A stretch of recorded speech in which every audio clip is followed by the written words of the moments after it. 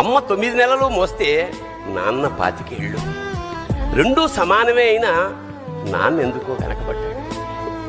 ఇంట్లో జీతం తీసుకోకుండా అమ్మ, తన జీతం అంతా ఇంటికే ఖర్చు పెడుతూ నాన్న, ఇద్దరి శ్రమ సమానమే అయినా అమ్మ కంటే నాన్న ఎందుకో వెనకబడ్డాడు.